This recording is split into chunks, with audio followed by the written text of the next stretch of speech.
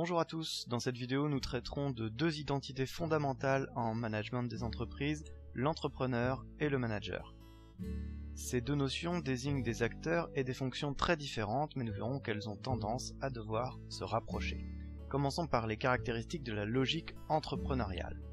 L'entrepreneur est l'agent économique capable d'observer son environnement, d'anticiper, de détecter et de saisir les opportunités d'affaires.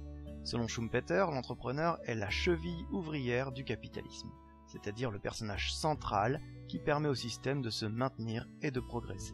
Entreprendre, c'est d'abord un état d'esprit qui reflète des qualités particulières. L'entrepreneur doit être optimiste, avoir confiance en l'avenir, aimer prendre des risques, relever les défis et affronter des obstacles et des challenges. Son audace, sa persévérance, sa capacité d'analyse lui permettent de détecter les opportunités de son environnement.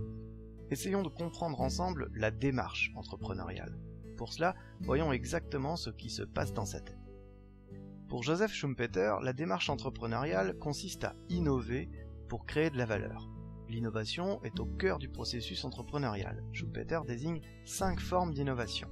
L'innovation de produit, c'est-à-dire créer un nouveau produit. L'innovation de procédé, inventer un nouveau procédé de fabrication ou de distribution. L'innovation de débouché, trouver de nouveaux usages ou nouveaux débouchés pour ces produits. L'innovation de matière première, c'est-à-dire améliorer la qualité ou l'usage d'une matière. Et enfin l'innovation de production, c'est-à-dire optimiser les process. Par exemple, la production robotisée constitue une innovation de mode de production. On distingue plusieurs étapes dans le processus entrepreneurial. Je vais en dénombrer 5. Premièrement, développer une idée. Un projet de création d'entreprise commence par une idée ou une intuition mûrement réfléchie. Elle résulte de l'expérience personnelle ou professionnelle, d'un savoir-faire particulier, d'une formation initiale ou encore de la capacité à détecter et saisir des opportunités. Deuxièmement, faire une étude de marché. Ça consiste à étudier la demande, l'offre portant sur un marché. Il s'agit de réaliser des investigations quantitatives et qualitatives pour connaître la cible potentielle, ses attentes et son comportement, mais aussi les offres déjà existantes et les concurrents, leurs stratégies, leur part de marché. Troisièmement, évaluer les besoins et les ressources. La création d'entreprise nécessite d'évaluer les besoins liés à la création, à l'investissement, à l'exploitation et au développement de l'entreprise. Il est ensuite nécessaire de recenser les ressources disponibles ou nécessaires, telles que les ressources humaines, financières et techniques. Quatrièmement, élaborer un business plan.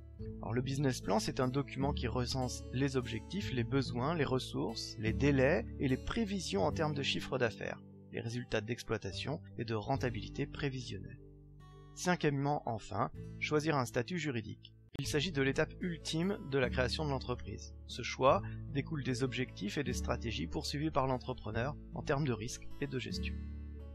Maintenant que nous avons étudié les postures de l'entrepreneur, voyons ensemble la logique managériale et essayons de la comparer à la logique entrepreneuriale. Le management désigne des fonctions riches et diversifiées englobant l'organisation, le pilotage, la gestion, l'évaluation et le contrôle. Le manager fonde sa légitimité sur sa polyvalence, son expertise et sa connaissance des dossiers. Cette légitimité est nécessaire pour asseoir son leadership et avoir la confiance et la coopération de ses collaborateurs. Il est souvent recruté pour son expertise technique, ses qualités professionnelles d'organisateur et de gestionnaire. L'activité du manager demande de la polyvalence et des capacités d'adaptation. Nous avons dressé son profil type. Voyons ces différences fondamentales avec l'entrepreneur. L'activité managériale consiste à s'occuper essentiellement d'activités courantes, relevant davantage du court terme, de la recherche du profit et de la réduction des coûts de transaction. Alors que l'activité entrepreneuriale consiste surtout à mobiliser les connaissances dans l'entreprise, à débusquer et développer les sources d'apprentissage, à gérer les compétences individuelles et collectives. Les managers sont recherchés pour leur talent de gestionnaire. Ils ont l'impératif de booster la performance de l'entreprise. Par conséquent, on peut considérer que la logique managériale se veut plutôt rationnelle, bureaucratique, formelle. L'entrepreneur, lui, c'est un innovateur. Sa logique est créative, innovante, il aime le risque.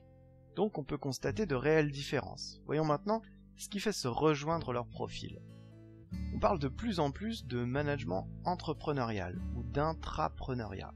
Il s'agit de trouver les complémentarités entre managers et entrepreneurs pour maintenir la capacité d'une organisation existante à agir de manière entrepreneuriale et toujours et encore entrepreneuriale.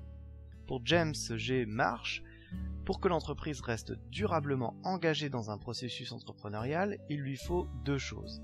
D'abord, innover en permanence et maintenir constamment un équilibre judicieux entre activités d'exploration et activités d'exploitation, c'est-à-dire un équilibre entre activités entrepreneuriales et activités managériales.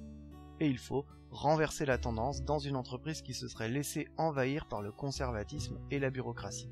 Il faut toujours essayer de redevenir une entité d'abord entrepreneuriale. Marsh parle d'un manager capable de faire la synthèse entre les fonctions d'entrepreneur et celles de manager.